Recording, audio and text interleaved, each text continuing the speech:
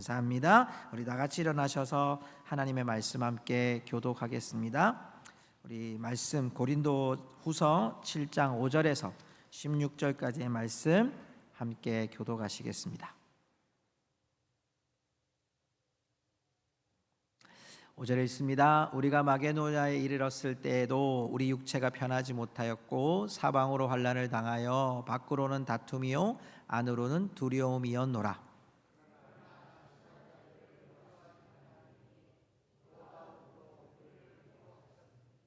그가 온 것뿐만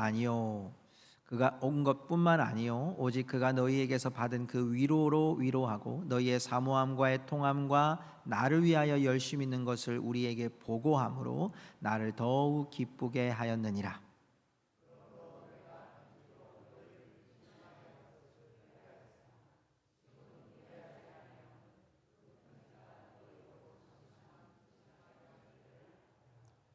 내가 지금 기뻐함은 너희로 근심하게 한 까닭이 아니요 도리어 너희가 근심함으로 회개함에 이른 까닭이라. 너희가 하나님의 뜻대로 근심하게 된 것은 우리에게서 아무 해도 받지 않게 하려 함이라.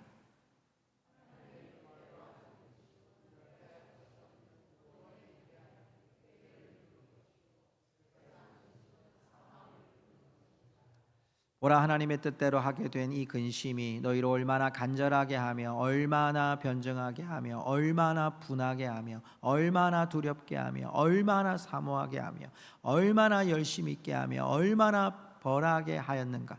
너희가 그 일에 대하여 일체 너희 자신의 깨끗함을 나타내었느니라.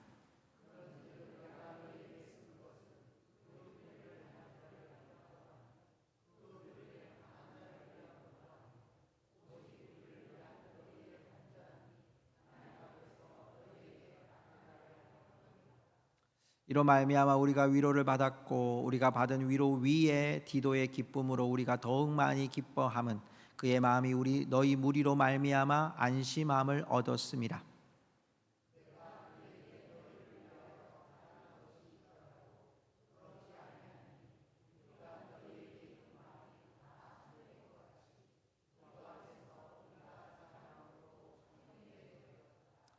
그가 너희 모든 사람들이 두려움과 떨므로 자기를 영접하여 순종한 것을 생각하고 너희를 향하여 그의 심정이 더욱 깊었으니.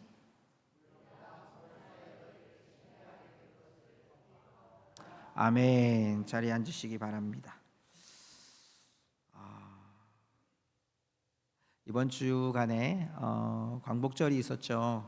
이 광복절 때문에 우리나라에 많은 이렇게 아픔들이 있었어요. 광복절 기념식도 나눠서 해야 되고 또 여러 가지의 사람들의 이야기들 때문에 정치적인 모습들, 또 국민들이 분열되는 모습들, 또 광복절이 언제냐라고 하는 모습들, 여러 가지 논란의 중심 내에 참 복잡했던, 또 마음도 좀 불편했던 한 주간이었습니다. 그런데 이 광복절에 정말 회심의 일탈을 날리신 분이 한 분 계셨어요.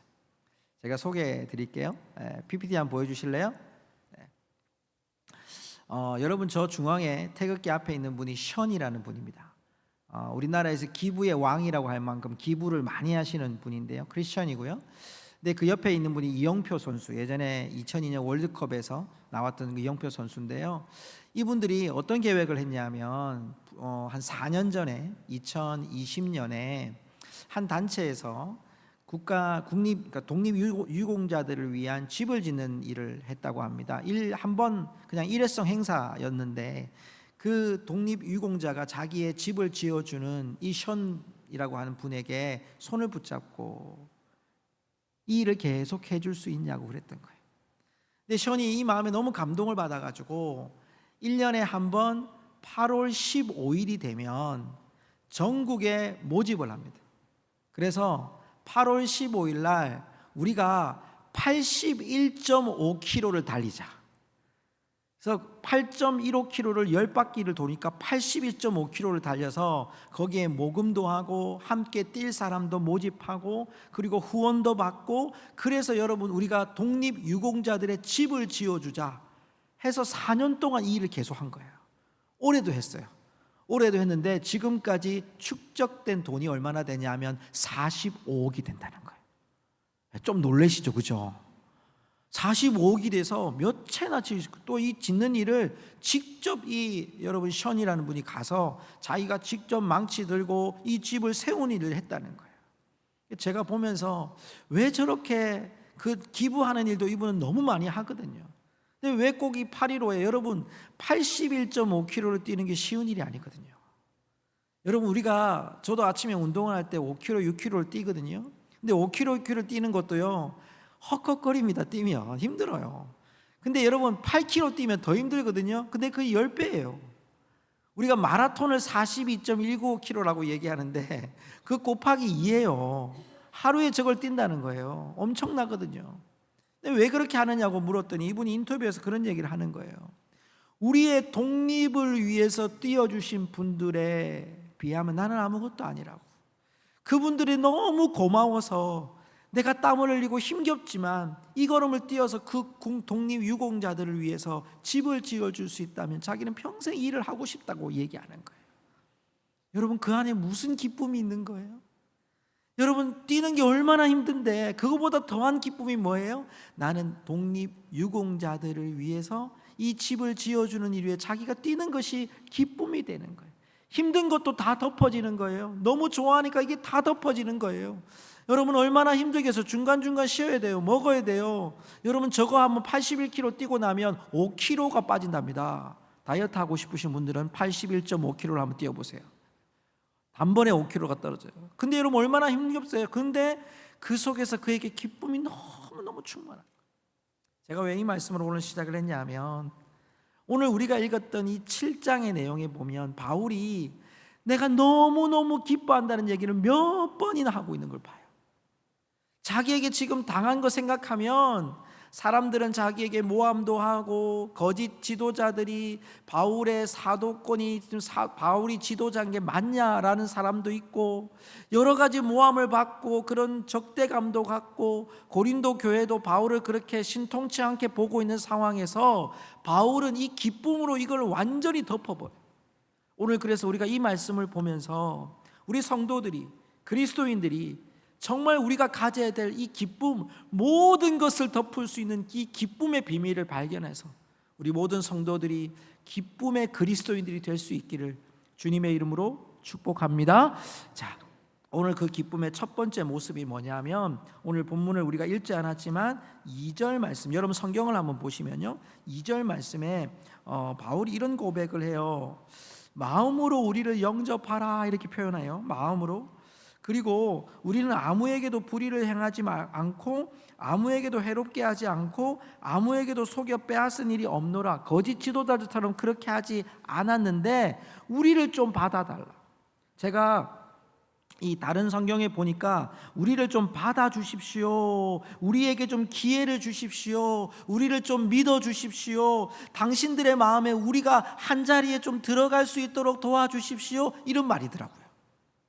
바울은 지금 마치 사랑을 고백해요. 잘 들어보세요. 3절의 말씀에 보니까요 바울이 뭐라고 얘기하냐면 내가 이 말을 하는 것은 너희를 정죄하려는 것이 아니라 내가 이전에 말하였거니와 너희가 우리 마음에 있어 함께 죽고 함께 살고자 합니다.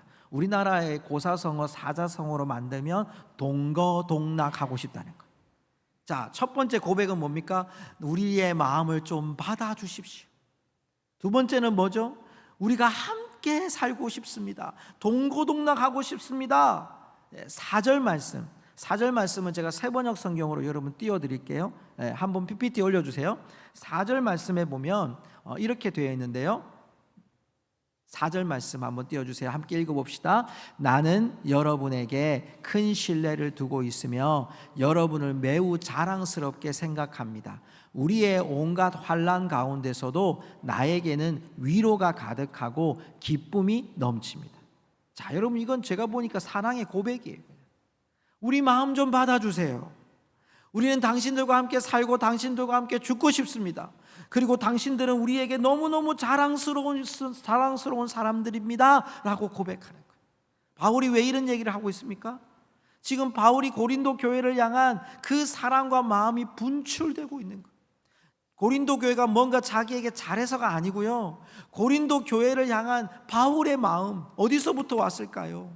우리가 고린도후서 5장에 보면 우리는 새로운 피조물이라 이전 것은 지나갔으니 보라 새 것이 되었도다. 우리가 새 것이 된, 우리가 그리스도 안에 새 것이 된 하나님의 사랑을 받은 자로 살아가는 거예요. 바울은 지금 내게 이렇게 분출되는 사랑을 고백하고 좀 받아주세요. 우리가 당신들과 함께 살고 싶고 당신들과 함께 죽고 싶고 또 당신들은 우리에게 얼마나 자랑스러운지 모릅니다 라고 하는 이 고백을 하는 이유는 그들 안에 있는, 이 바울 안에 있는 예수 그리스도의 사랑이 그들 안에 분출되고 있는 거예요. 사랑하는 성도 여러분, 우리 안에 이 예수 그리스도의 사랑이 우리 가운데 분출될 수 있기를 주의 이름으로 축복합니다. 여러분, 그 사랑이 받으면요, 우리 안에 그 사랑이 느껴지고 깨닫게 돼요. 제가 이번 주에 우리 지금 병원에 계시는 권원수 집사님하고 이묘순 집사님 신방을 갔거든요. 근데 이 두 분 다 이제 아직 폐렴 염증이 회복이 안 돼가지고 기도해 주세요. 회복 중에 있는데, 제가 이제 우리 교회 지금 출석을 잘 못하셨던 우리 이묘순 집사님 눈이 잘 안 보이세요. 근데 이분이 이제 폐렴 때문에 병원에 입원해서 제가 병원에 가서 기도를 하는데 막 우시는 거예요. 기도를 하는데. 그래서 집사님 왜 이렇게 우세요? 그랬더니 이분이요, 놀라운 간증을 하는 거예요. 우리 권사님들 잘 귀담아 들으세요. 우리가 기도해야 될 이유를 알겠더라니까요. 그분이 뭐라고 얘기했냐면 꿈을 2번 꿨대요. 확실하죠? 2번 똑같이 꿨대요. 그런데 자기가 막 사탄, 무당 이쪽에 막 이렇게 자기가 막 잡혀가고 있는 거예요. 잡혀가고 있는 거. 그런데 2번이나 자기가 잡혀가는데 자기를 끌어내신 분들이 누구냐면 우리 교회 권사님들이래요. 아멘. 뭐 하셨다는 거예요? 권사님들이 끌고 갔대요. 장로님들이 끌고 왔대요. 집사님들이 자기를 그 사탄 무당에서 끌고 왔대요. 그러니까 우리가 뭐 해야 돼요? 기도해야 돼요. 진짜 깜짝 놀랐다니까요. 자기가 그걸 보면서 막 울었대요. 내가 교회를 잘 못 가서 그런가. 그런데 하나님이 나를, 이 권사님들이 나를 붙들어 가지고 내 편으로 이렇게 이끌어 주셨다고. 여러분, 우리가 하나님의 사랑이요, 우리가 그렇게 우리가 금요 기도회 때마다 기도하잖아요. 꿈에라도 보여달라고, 하나님 믿음을 있게 해달라고. 우리가 여러분 교회를 잘 못 나오는 분들을 위해서 간구해야 될 이유가 뭐냐? 하나님은 살아계시고 하나님은 역사하시고 하나님의 사랑을 경험하게 하시는 줄로 믿습니다. 그러기에 우리가 해야 될 일이 뭡니까? 여러분, 이 사랑이 분출될 때마다 전하는 거예요. 분출될 때마다 우리가 선포하는 거예요. 하나님이 여러분 이 사랑을 우리에게 주신 줄로 믿습니다. 여러분, 이 사랑이 분출될 때가 언제냐면 하나님이 우리한테 싹 꽂아줄 때가 있어요. 아니, 그 사람을 보면 내가 미움이 있다고요. 내가 저 사람 보면 이렇게 원수되는 마음이 생긴다니까요. 나 저 사람하고 진짜 상대하고 싶지 않아. 그런데 하나님이 그 영혼을 계속 보여주는 거예요. 꿈에도 보여주고 또 지나가고도 저 멀리서도 보여주고, 꼭 보여줄 때 그 사람이 막 삐까뻔쩍하게 잘나게 보이는 게 아니라 너무 불쌍하게 보이는 거예요. 그게 뭐냐면 하나님이 여러분에게 그 영혼을 팍 꽂아준 거예요. 그 영혼이 어떠한 모습이든 간에 내가 생각해 볼 때 사랑을 쏟을 필요가 없다고 생각하는데, 여러분 그 사랑을 하나님이 주기를 원하시는 거예요. 여러분 그 사랑을 분출할 때, 여러분이 흘러 넘쳐서 그들을 덮어줄 때 우리에게 예수 그리스도의 사랑이 계속해서 흘러 넘칠 줄로 믿습니다. 기쁨을 어디서 발견합니까? 우리 안에 있는 분출된 예수 그리스도의 사랑이 우리를 통해 흘러갈 때 여러분 그 역사가 일어나는 줄 믿습니다. 우리 주위에 잘 보세요. 우리 가정에 잘 보세요.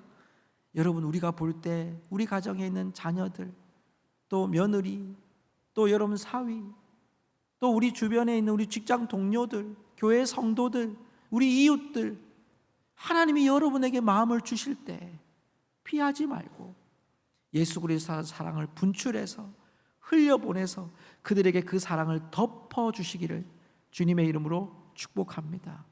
축복합니다. 자, 두 번째는요, 오늘 우리 본문 말씀으로 돌아오면 5절 말씀을 이렇게 보니까요, 이 5절 말씀을 제가 원어의 말씀을 살짝 보니까 4절과 5절 사이에 가르라고 하는 헬라어 단어가 있어요. 이게 뭐냐면 앞에 있는 거하고 뒤에 있는 거하고 원인이 있고 결과가 있는 거예요. 그러니까 오늘 본문 말씀 7장 4절에 보면 이런 말이 있어요. 모든 환난 가운데서 위로가 가득하고 기쁨이 넘치는도다. 왜냐하면 이런 뜻이 되는 거예요.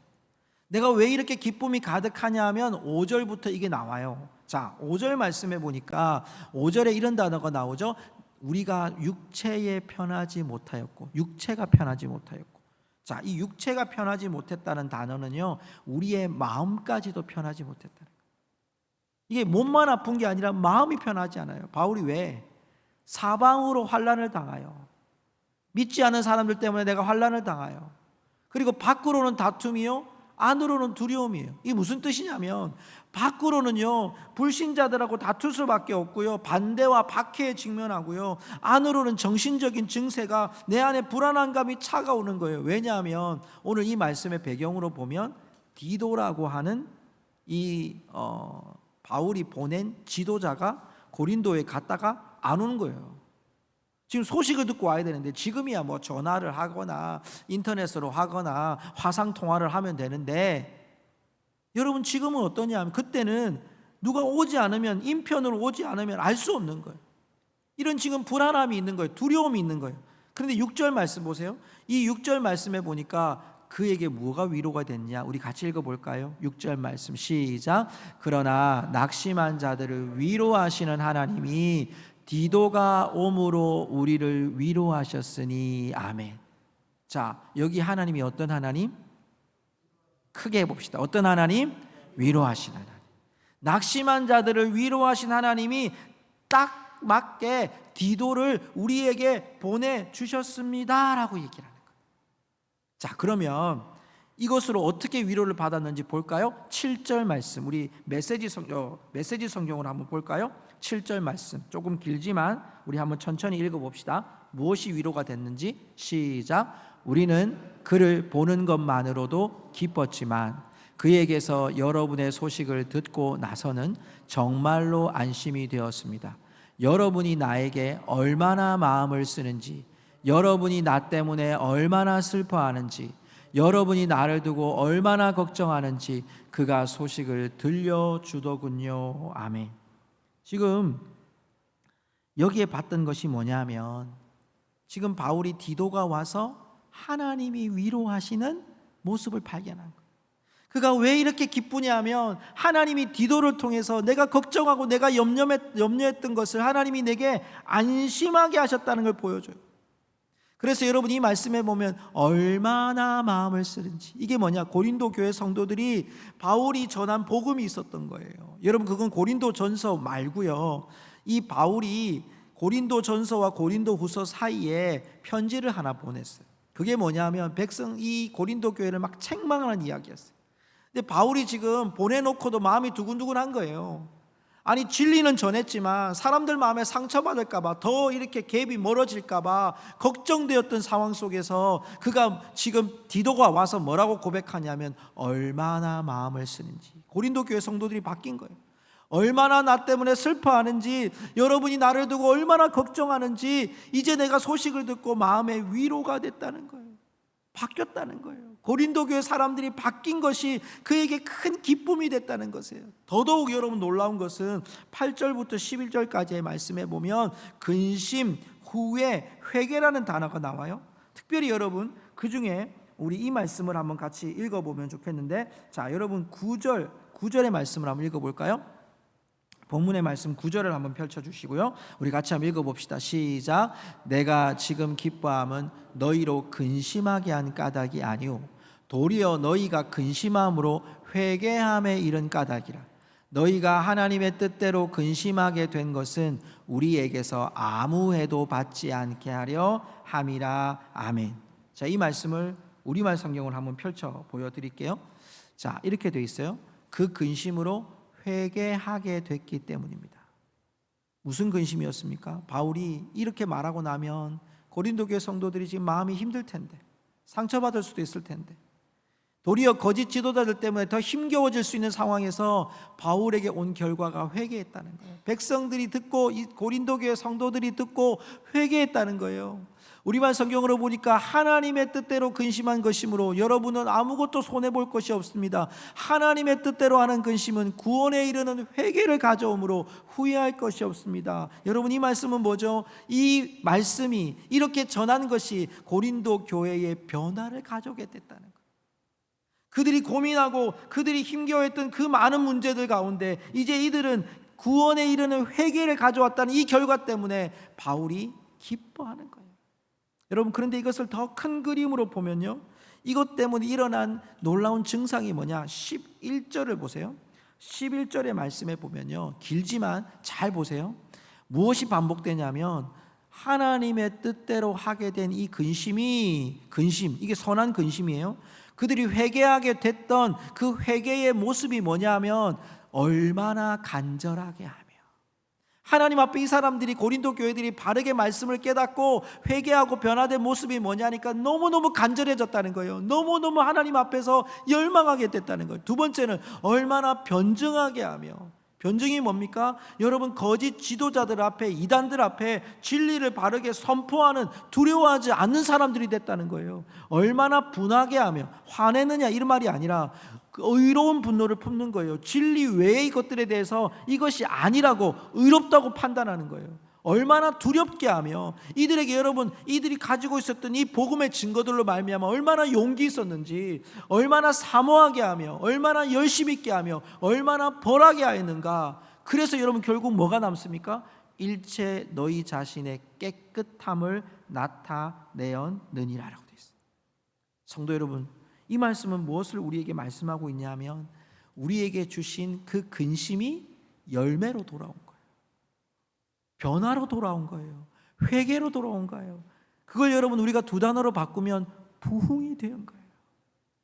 교회 안에 이 근심, 이 고통들이 하나님께서 이 고통과 이 아픔과 이 갈등을 통해서 우리 고린도 교회 안에 하나님이 뭘 주셨냐면 우리 교회 안에 부흥을 주셨다는 거예요. 심령의 변화를 주셨다는 거예요. 회개함을 주셨다는 거예요. 그래서 교회가 다시 살아날 수 있는 힘이 됐던 것이 바울의 기쁨이 됐던 거예요. 말씀을 읽으면서 그런 생각을 하게 됐어요. 와, 이걸 여러분 사자성어로 제가 이걸 생각해 보니까요, 전화위복 이런 단어가 되는 거예요. 한번 따라 합시다. 전화위복. 이게 여러분 재앙이 바뀌어서 복이 된다는 뜻인데요, 우리가 곰곰이 생각해 보면, 우리가 하나님의 뜻을 쫓다 보면 여러분, 이런 갈등이 일어나요. 교회 안에서도 있고요, 성도들 안에도 있고요, 가정 안에도 있어요. 이런 갈등이 있단 말이에요. 그리고 여러분, 오해도 있어요. 오해도 안 했는데 한 것처럼 느낄 때도 있고, 어떨 때는 억울할 때도 있어. 억울할 때도. 아니면 주의 일을 하다가 보니까 사람들이 나를 좀 안 알아주고 알아주지 않을 때 참 서운함도 있어요. 서운함도. 그런데 여러분, 그걸 여러분, 우리가 서운하다고, 상처받았다고, 아프다고, 여러분 쓰리다고 포기하는 게 아니라, 여러분, 그 속에서 뭘 기대하고 있냐면 큰 그림을 그리셔야 돼요. 한번 따라 합시다. 큰 그림을 그립시다. 우리한테 이렇게 매여 있는 것만 보지 말고 하나님이 이것으로 하나님이 어떻게 전화위복의 역사를 이루시는지를 볼 수 있어야 그게 참 믿음인 거예요. 어디서 기쁨이 오느냐? 가만히 생각해 보면 그렇잖아요. 우리의 사정만 보면, 우리 앞에만 보면 이게 여러분 소망이 없어 보여요. 기쁨이 없어요. 그런데 하나님이 이루시는 것 보면, 오늘 우리 장로님 기도하셨잖아요. 북한을 향하여 기도하는 그 기도의 제목을 여러분 들으셨잖아요. 우리가 지금 아무리 뭘 해줄 수가 없어요. 저 정권이 무너지지 않는 한은 복음이 들어갈 수도 없고, 여러분, 우리가 어떻게 할 수 있는 방법이 없는데, 물론 방송을 통해서 보내드리고, 여러분, 우리가 모퉁이돌 선교에 섬기는 이것을 통해서 성경이 들어가고, 어떤 증거가 일어나는지, 얼마나 성도들이 많은지, 또 얼마나 어떻게 교회 주일날 예배를 드리고 있는지 아무 데이터가 없어요. 아무 데이터가. 그런데 여러분, 그 속에 믿음의 사람들이 역사하고 있는 증거들을 하나님이 우리에게 보여주시고 있거든요. 왜 그럴까요? 하나님이 그 속에서도 하나님의 큰 그림 속에, 제가 어제 어떤 분의 설교를 듣다가요, 우리가 늘 북한을 생각하면 북한 사람들 불쌍하겠다, 못 먹어서 불쌍하고 믿음 갖는 것도 어려워서 불쌍하고 자유도 없어도 불쌍하고, 근데 그분이요 색다른 얘기를 하시더라고요. 그분들이 천국에 갔을 때 하나님이 어떻게 맞이하셨겠냐고. 이 한국교회에 있는 성도들보다 그곳에서 믿음으로 지켰던 사람들을 하나님 얼마나 귀하게 여기셨겠냐고 그런 말씀을 하시는데 내가 좀 새롭게 다가오더라고요. 아, 그렇구나. 여러분, 우리는 이 큰 그림을 보지 못하고 그저 우리가 살아가는 것에 그냥 이게 좀 괜찮은가, 유효한가, 좀 불안한가, 하나님 좀 채워주면 좋겠는데 안 채워주시네, 좀 하나님 주시면 좋겠는데 안 주시네, 이 관점에서만 우리가 하나님을 보는 거예요. 내가 처음에 서두에 광복절 얘기를 했지만 저는 조심해야 될 것이 있다고 생각합니다. 우리 후손들이. 제 개인적인 발언이 아니고요, 우리 후손들은요 그 역사를 함부로 이렇게 우리의 입술로 담아서는 안 된다고 저는 생각해요. 왜냐? 그 선조들이 독립을 위해 이 땅에 여러분 그 세워지는 광복을 위해 그들은 그들의 인생을 바쳤거든요. 그런데 우리가 어떻게, 날짜가 어떻더니, 우리가 그 사람이 어떠니, 그 사람은 이쪽 땅이니, 이렇게 말하는 것 자체가 우리가 얼마나 부끄러운 일인지 몰라요. 여러분, 그런데 이 독립에 대한 하나님의 그림은 무엇이었을까요? 그리스도인의 그림은 무엇이어야 될까요? 하나님이 그 일제강점기 속에 수많은 선교사님들을 학교를 세웠어요. 수많은 선교사님들을 통해서 교회를 세웠어요. 수많은 순교자들로 인해서 하나님이 믿음의 후손들을, 피 흘리는 믿음의 후손들을 세우셨습니다. 여러분, 그래서 이 땅에 지금 우리가 존재하고 있는 거 아닙니까? 사랑하는 성도 여러분, 이제 우리의 눈에 시선을 넓히셔야 합니다. 우리의 시선이 그냥 우리가 살아가는 일에 잠시의 기쁨, 그냥 우리가 누릴 수 있는, 남들도 누리니까 나도 좀 누릴 수 있는 이런 기쁨이 아니라 우리 안에 영혼에서 분출하는 예수 그리스도의 기쁨, 또한 우리에게 분명히 전화위복의 역사를 이루실 하나님의 그 기쁨, 하나님이 하신 일만 생각하면, 비록 지금 내가 피폐해진다 할지라도 하나님이 하시는 일을 우리가 기대하면 하나님이 또 한 걸음을 걸어가고 계시는구나, 이 어려움 속에서도 하나님이 또 우리나라를 지켜주시는구나, 우리 가족을 지켜주시는구나, 우리 가족을 지켜주시는구나. 여러분, 그 하나님의 큰 그림 속에 하나님의 열심이 아직도 멈추지 않고 이 교회를 위해서, 우리 가정을 위해서, 이 나라를 위해서 하나님이 움직이시고 계심을 기억하고 오늘도 하나님의 열심을 기대하는 우리 성도들이 되시고 그 안에 그 기쁨을 빼앗기지 않는 우리 성도들이 되실 수 있기를 주님의 이름으로 축복합니다.